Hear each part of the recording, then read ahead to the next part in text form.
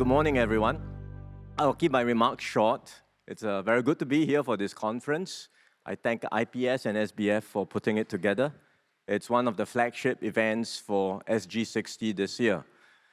60 years is short in the history of nations, but for Singapore, it's a milestone to be cherished and treasured.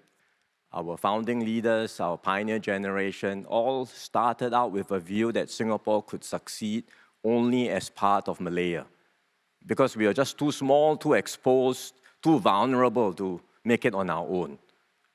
And so when we became independent, and circumstances forced us to become independent, there were so many doubters. People said we wouldn't make it. And yet, 60 years later, against all odds, here we are today in Singapore. And that's why SG60 is truly a milestone for us to come together, to reflect on how far we have come as a nation, to give thanks for all that we have today, but importantly, to look ahead at what might be the next chapter for the Singapore story, SG60 and beyond. And this new chapter will be taking place amidst many changes externally and also in Singapore. Within Singapore itself, we have a generational change. Most of us are in the post-65 generation. I think the majority in this room, perhaps, are in post. If you are, prior to 65, you are in the minority. In Singapore, possibly in society, in this room, certainly in my cabinet too. There are very few who can speak with conviction about the events during our founding, or who were present during the circumstances of founding. So memories get more distant, and we have to now make sure we remember the past, but also think about how we build and chart our new way forward as a new generation. And second, the world is changing. We all know that. We can see that. It's going to be more fragmented, more contested, and it will mean a more inhospitable environment for small countries like Singapore. But amidst all of these challenges, I believe there are still opportunities for us, because we are starting off at a much stronger position than when we did so in 1965. We have more resources, we have stronger institutions and systems in place to deliver good policies, and our standing is very high. The Singapore brand and reputation is admired worldwide. Importantly, we also have a high level of trust in our society and a high level of solidarity, a sense of shared purpose that all of us in Singapore will chart our common destiny together. And I think that bodes well for the future. PM, if I may ask the first question, President Trump seems to have settled on 10 to 15% tariffs. Keeps changing. Keeps changing, but... Not sure what the final figure will be. So, number one, what are we going to do domestically in order to prepare for these uncertainties? And number two, actually internationally. We have long been told that Singapore is a small country and that we are a price taker. Are we helpless? On the external environment, it's more than just tariffs alone. For decades now, the world has benefited from a rules-based global order, and it's an order that's been underwritten by American leadership, especially after the end of the Cold War, that provides stability, predictability, a framework for countries to work with one another. And it has benefited countries around the world, including the US. But America now, more and more, and this goes beyond the president himself or this particular administration, but we can see the trends unfolding over the years, and I believe the trend will continue.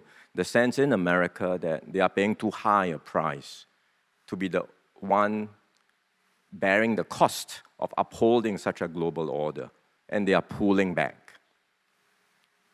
And critics of the system may say, well, this is well and good, but the reality is there is no country that can replace the US. It's not just America alone, it's America's network of allies and partners. There's no one that can replace, there's no one that is able to, no one that is willing to. And so if this trend continues, we will end up with more chaos in the world. It's bound to happen. There's no leadership. It's going to be messier. It will be a world that is more conflict-prone, more difficult to navigate, more fragmented, and less able to come together to deal with global challenges. So that's the world that is likely to unfold before us, and we have to brace ourselves for a bumpier ride. Where the economic uncertainties are concerned, we are doing everything we can. Gan Kim Yong and his team have been hard at work. He's truly our task force man. I mean, you see him flying around all the different places, negotiating with countries, and they are working hard to secure deals for Singapore, to expand our cooperation with different partners. They are focused on the immediate concerns, what we can do to take targeted measures to support businesses and workers, for example, given the uncertainties, preparing drawer plans in case the economic situation gets worse. But beyond dealing with the immediate, there is also a need for the task force and for us as a government and as a society to think about how we better prepare Singapore for a very different environment. And so we will need to update and refresh our economic strategies for a changed world. The task force is thinking about how best to do this, and they will be making some announcements in due course, so I best not steal their thunder and let them announce what they plan to do. On the point that you asked, are we helpless? Beyond just dealing with our own economic situation, are we really helpless? Well, we have to be realistic and take the world as it is. And not much we can do to change these large, powerful forces. But at the same time, we are not passive bystanders. We have agency to shape our own destiny, and there are several things we can do. One, we can and we are working with like-minded countries to strengthen multilateral institutions today. And this is not just talk. Actions are happening, and actual work is taking place. Painstaking work, but important work. For example, the WTO is of utmost importance in having a rules-based framework for free trade. Many things are not working well in the WTO, and without American leadership, it's not so easy to move, but there are other like-minded countries like us who would like to make things happen. And so we've been working with them, for example, to complete a set of digital rules, the first ever set of digital rules for digital trade with other countries, and we've made progress there. The dispute settlement system in the WTO is not working, and we have worked with other like-minded countries to come up with an interim arrangement. So these are actions we can do to uphold and strengthen multilateralism, keep things moving forward in the right direction.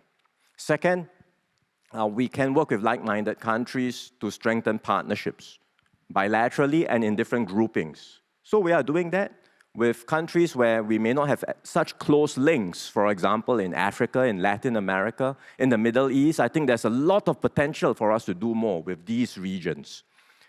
We are also working beyond just countries and regions, different groups. How can we foster closer links between different groups? And one very promising initiative is for the CPTPP, the Comprehensive and Partnership, Trans-Pacific Partnership, to forge close links with the European Union.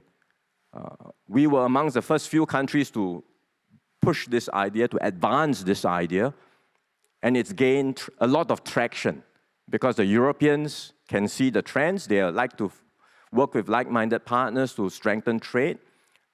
Members within Asia, Asian members of the CPTPP, like ourselves and others, are keen to advance the idea. So talks are happening at the ministerial level, and we hope we can eventually formalize a partnership that will really help to strengthen the framework for trade amongst ourselves. And then thirdly, we can pay close attention to ASEAN, our region, our part of the world. There's still a lot we can do to strengthen and advance ASEAN integration. It does not help that there is a border conflict earlier between Thailand and Cambodia, and I'm glad that with Malaysia's mediation, things have calmed down, both sides have agreed. I had a chat with Prime Minister Anwar to congratulate him on the successful mediation. We hope the agreement will hold and both sides will commit to and continue with the ceasefire and then open the border and things will progress from here. But there is so much potential for us, so much more we can do to bring ASEAN closer together, to bring down barriers. The tariffs amongst ASEAN are practically zero, but all the businesses here who have operated in ASEAN know that it's not just about tariffs. There are many non-tariff barriers that are makes it extremely hard for businesses to navigate the region. And there's so much more we can do to offer a single market, to make operations seamless across Southeast Asia, and so much potential. There is desire to do this at the political level amongst ASEAN leaders. And I think if we can remove all the unnecessary distractions like border issues and conflict, and make sure that we have peace and stability, focus on concrete initiatives that can bring ASEAN together, we can make progress. ASEAN's per capita GDP today is $6,000. It's very low, average. If ASEAN's per capita GDP gets to something like $10,000 or more, it's a complete game changer for the region. And we have a region that's young, potentially a rising middle class.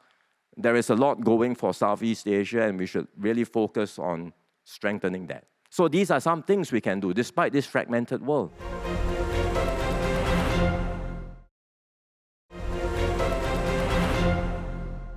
More than 50 years ago, Mr. Rajaratnam, our first foreign minister, gave a famous speech on Singapore being a global city.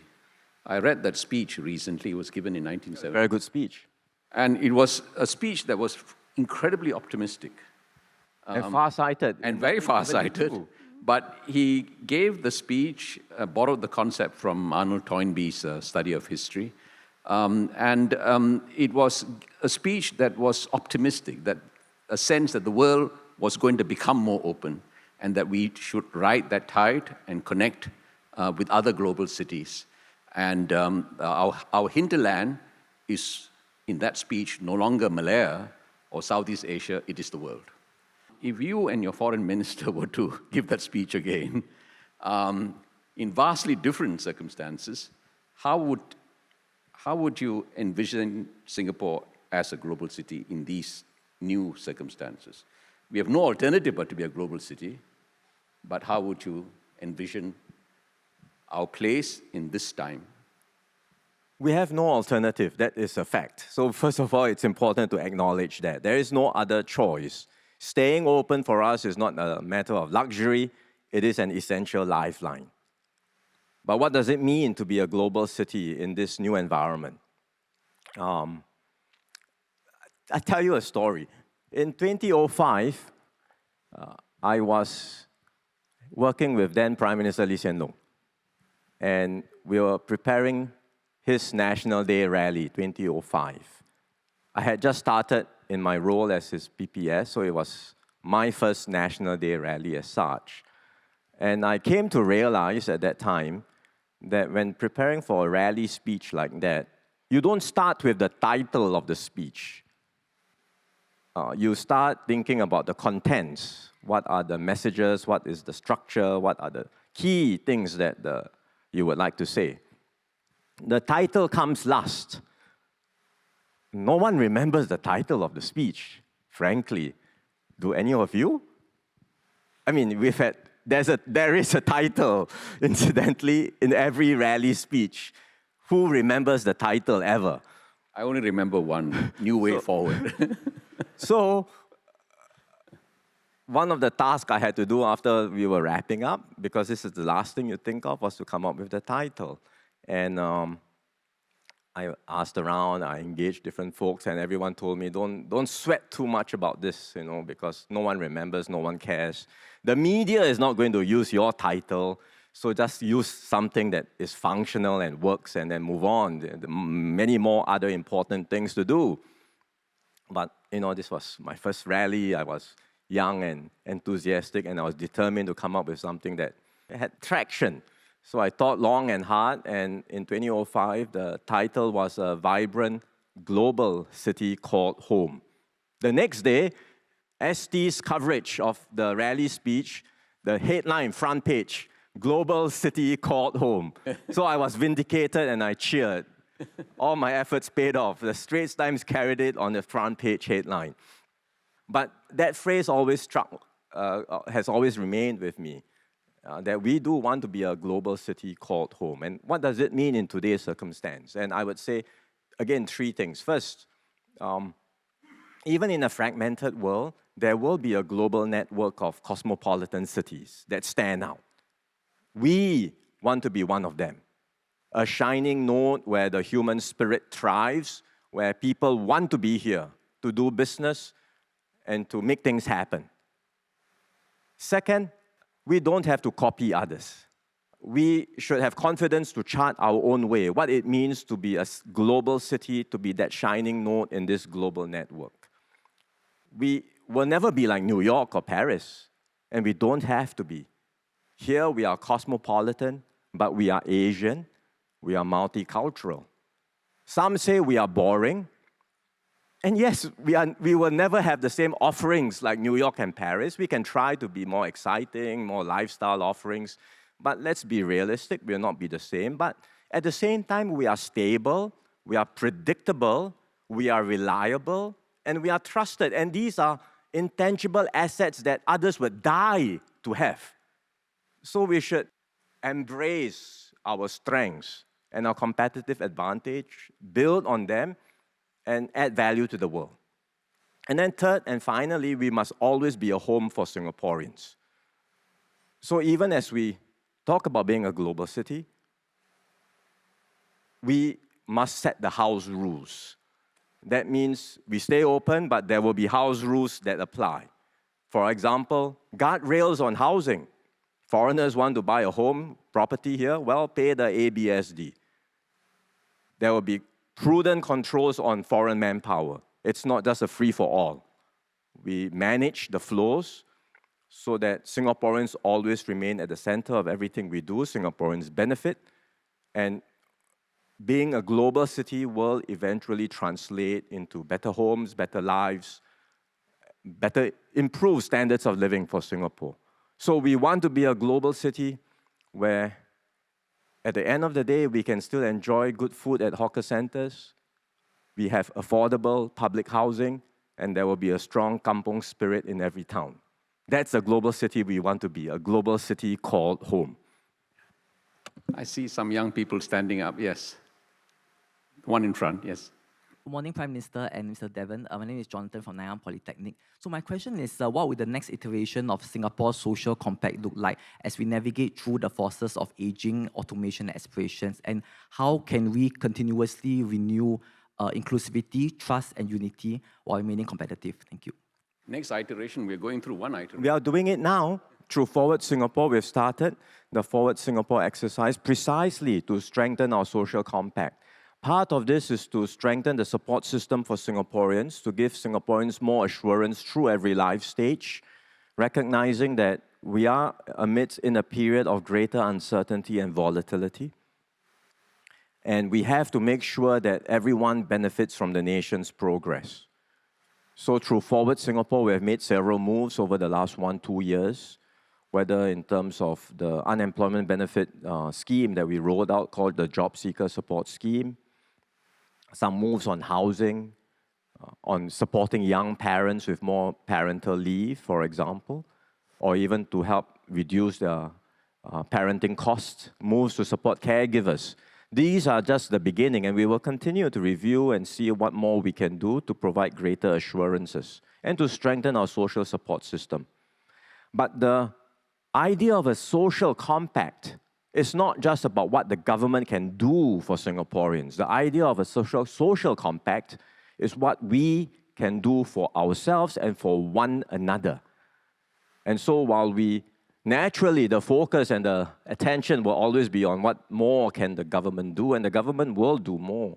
But in order for us to have a strong social compact, we also have to strengthen our sense of bonding with one another, sense of common purpose, the sense of wanting to work together.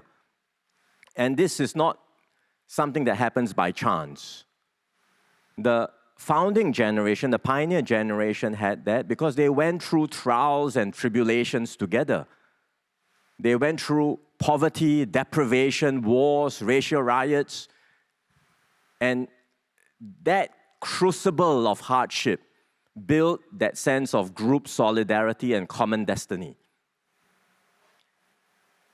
Post-65 generation, well, yeah, if you were born earlier, you would have seen some of that, but for young Singaporeans, today Singapore is the only Singapore you know. And so how do we, amidst a generational shift, engender that same sense of common purpose, that strong sense of group solidarity, that sense of we, and not just me, that we are all in this together.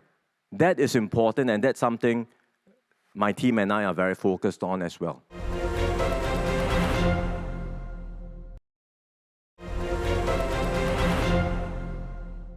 I turn to Professor Tommy Koh, definitely born before 1965. So we had a question from a young person. We should now have a question for a very old person. well, I should begin by saying that I was one of the few Singaporeans who opposed merger and championed an independent Singapore. So I'm glad the history has proven me right.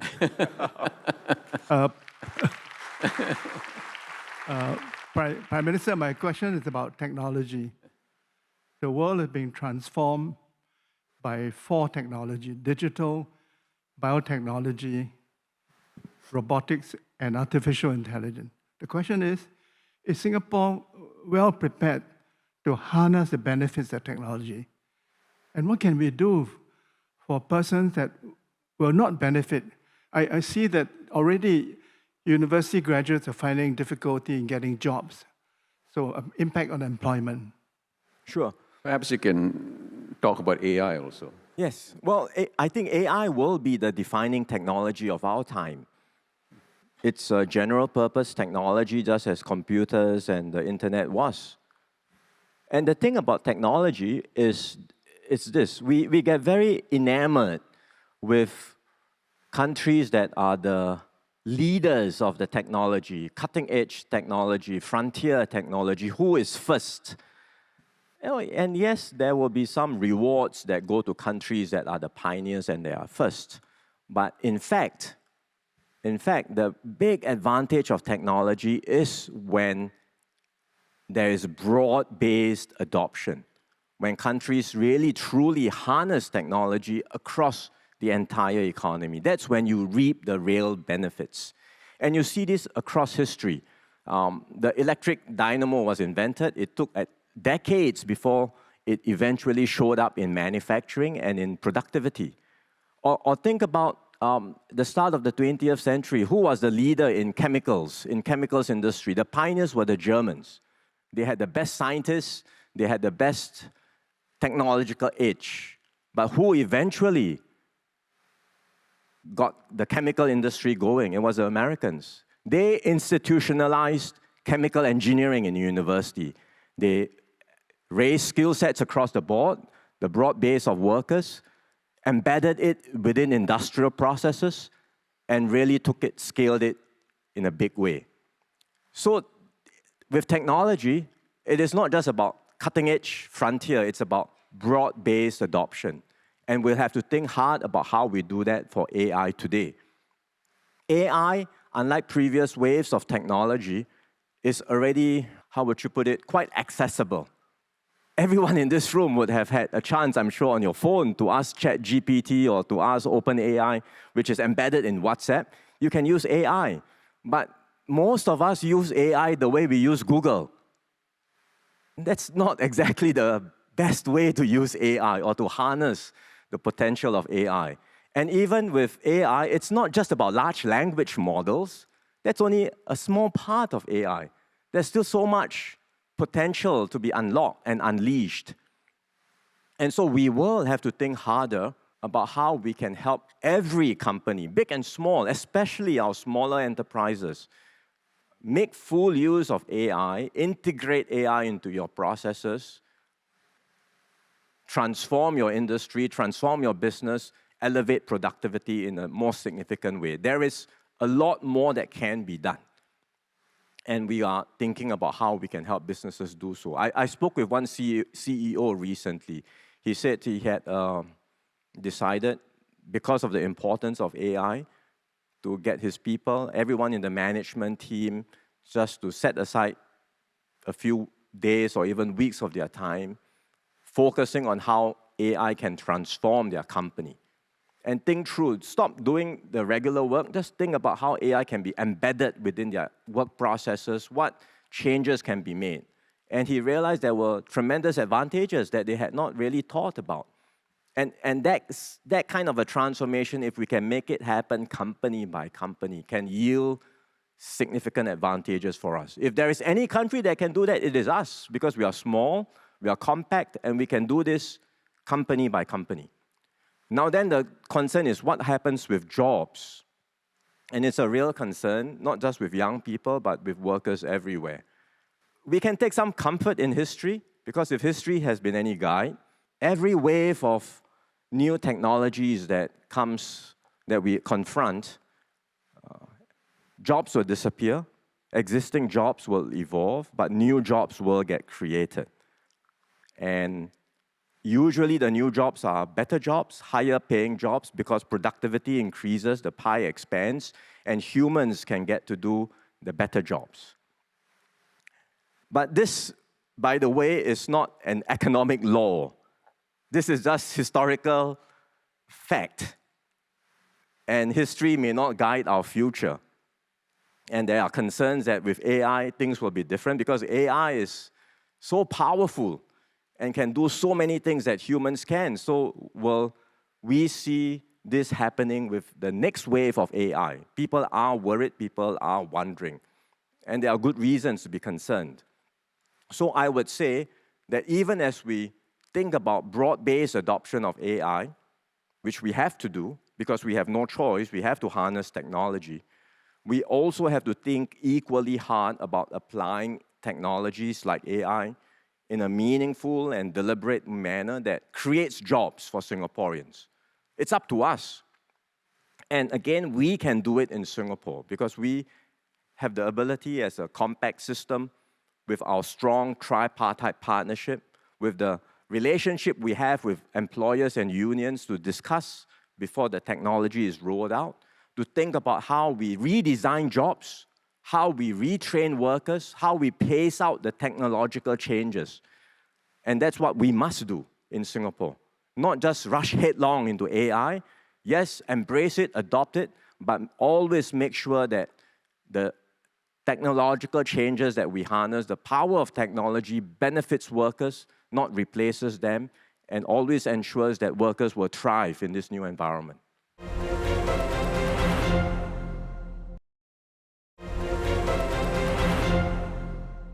Thank you, PM, for your dialogue. My name is Kamal Riaz. I'm from Overseas Family School.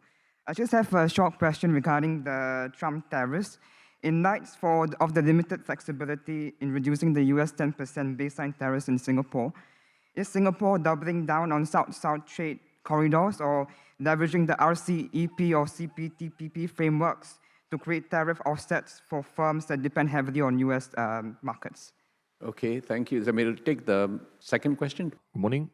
I'm Ping Qian, BQ from Short. So actually, I wanted to ask about what you were saying previously about raising ASEAN's per capita GDP. So for this, right, in the ASEAN region, the Gini coefficient, income disparity is quite high in the world. So are there any, perhaps, economic or policy levels or social levels that you see that within ASEAN itself they can actually implement to ensure that this gap does not get wider with the growth in GDP? Yes, final, yeah. Good morning, Prime Minister. My name is Lee Mei Goh, and I represent the American Chamber of Commerce in Singapore. What really struck me just now when you were speaking was about speeches and how these images and words can stay with people. One of the enduring images of Singapore is of us as the little red dot. And increasingly, the world is fragmented. And when we talk about Singapore as a global city, what do you think and what is your vision for Singapore in the Asia-Pacific region, and how can we play a role in this rising economy going forward? Thank you. With the US tariffs, will there be opportunities for us with other regions? For sure, that's what I mentioned just now, that we will be looking at strengthening our links with different parts of the world, particularly with areas where we may not be so familiar with, in Africa, in the Middle East, in Latin America, in the Caribbean. I think there is potential for us to do more there.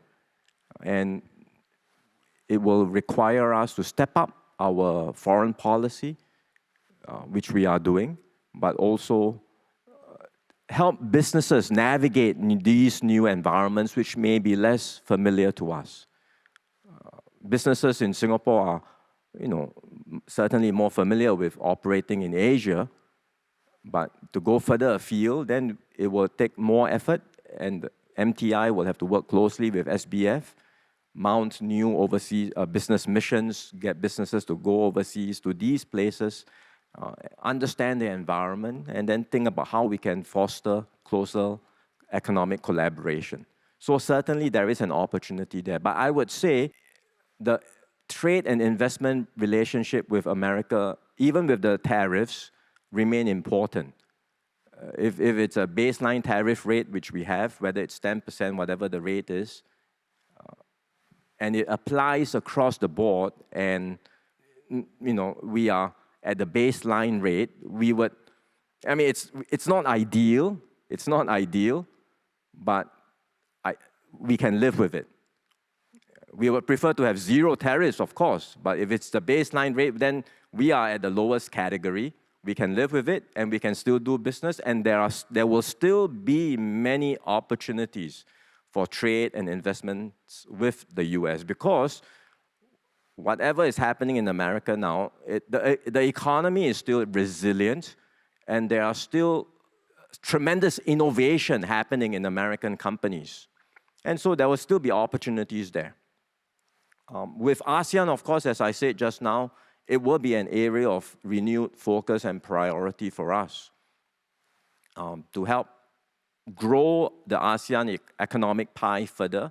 And in the process of growth doesn't always translate into uplifting of the poor, but it does help when you have a bigger pie. How individual countries, what they do to take their own actions to uplift the poor, I think we have to leave to ASEAN governments. We can share our experiences, we can share best practices, which we do, but eventually individual governments will have to do their part, as we are trying very hard to do in Singapore too, to bring down our Gini coefficient. And you will know that in Singapore, we have been able to make progress. Over the last 10 years, our Gini coefficient has steadily been coming down, and it's at its lowest in quite a while. So likewise, we hope other countries will do the same. And with a growing pie, when ASEAN's growth is at 4, 5%, it will help. But if ASEAN's growth is at 6, 7% a year, for many of the developing countries in ASEAN, it will be a big help. It will help uplift many people, many of the lower income workers and families in our ASEAN, amidst ASEAN neighbors. So that's certainly our focus, to strengthen integration, to really help ASEAN get to the next frontier. And then finally, on how American companies, or what role Singapore can play in this new environment. As I mentioned just now, the world will be more contested, it will be more fragmented, but it will still be a globalized world, a different kind of globalization, perhaps, but I don't see countries all becoming self-sufficient. It's not possible. The trade and investment links are so intertwined, and there's so much interdependencies now. It's not possible to see how we can just simply decouple completely. Will we move further apart into different groupings, different blocks? Yes, I think that's very likely to happen. Will there be a complete severing? I can't see that happening. If it happens, the world is in big trouble. So I think that there will still be trade, there will still be investment links tying up country, but the supply chains will be reconfigured. The trade flows will evolve. The investment flows will evolve. And in this global network, as I said, there will be a few cities, a few places that stand out. Places that investors want to be, places where businesses say it's a place that's sought after, where people would like to come to. And we want to be, Singapore would want to be such a shining node in the global network. And we can make it happen. We already are, in many ways, successful because of our track record, because of our reputation, and we can build on these strong foundations to do even better. Let me conclude perhaps by asking you one last question, a simple one. Can you let us know what might be your own title or your NDR? As I said, it's the last thing that we do. So the speech is still being prepared. Yeah, and the city is still our home. It will be just a few days before we finalize, then we get the title going. But I'm in the midst of preparing for the rally, and it will touch on many of the things that we talked about just now. The reality is the world has changed. I talked about this 3 months ago, that we are in a changed world. And since then, all the developments that we have seen around us show that it has just become graver and more dangerous. And the thing is, we hope things will correct in the right direction. We will certainly like to do so. We would like to work with other countries to maintain global institutions, to maintain multilateralism. We do all we can, but we have to be prepared that the fragmentation will continue, the separation will continue, and it will go beyond just one administration. It's a secular trend. We just have to be mentally prepared that this is where we are headed in this new environment. And that's why it requires us to think about what new strategies we will need in Singapore to navigate a very different world. And so I will touch on that in my rally, not just dealing with the immediate concerns, not just dealing with the uncertainties now and the possible slowdown of our economy. That we will do, certainly. But what can we do in the longer term to prepare ourselves and to make sure that Singapore continues to thrive and succeed? There are still many things we can do. Sometimes people, you hear this from Singaporeans, that they feel the big moves have all been done because we went from third world to first. Now we are first. What more can you do? You're already first. All the big, bold moves have already been done in Singapore, and not much more we can do to take Singapore forward. And there's such a sentiment. And I think it's a misconception. The journey from third world to first was dramatic. We went from poor to high income. We went from virtually nothing, very few industries, to a very comprehensive economy. That was an exhilarating ride. The delta was significant. You can't have the same delta. If you want the same delta, you have to go back down and then go up again. Who wants to go back down? No one. But does it mean that we can only stay where we are now? No, of course not. We must keep moving forward. There is still room for us to progress, room for us to do better. In many ways, the move from this position will be more difficult, much more difficult, because we are at a higher place. And in order to make incremental gains from where we are now, it is going to be much more difficult. But at the same time, it means we cannot afford to be complacent. We cannot afford to just cruise along and think that the status quo is sufficient. We need to continue with bold moves to keep Singapore exceptional. And there are many big things we will have to think about. Just for example, even as we map out our new economic strategies in a different world, we talk about AI, how we harness AI well while ensuring Singaporeans have jobs. That's a very important thing to do. But what about clean energy? The industries of the future are going to be digital industries. They are power-hungry industries. How do we secure clean energy supply for Singapore? And just as water was essential to us in our first phase of nation building the last 60 years, clean energy will become equally, if not more important in our next phase. And so we are thinking very hard what moves we can make around securing clean energy for Singapore, including studying very seriously the possibility of adopting nuclear power. So these are consequential moves. And so we should not ever think that, you know, the era of bold moves are over. But we have to take the same mindset of our pioneers, think boldly, and chart a new way forward for Singapore that will continue to secure Singapore's future, keep Singapore exceptional, and then we can continue to look forward to many more milestones to celebrate together. On that note, thank you very much, Priya.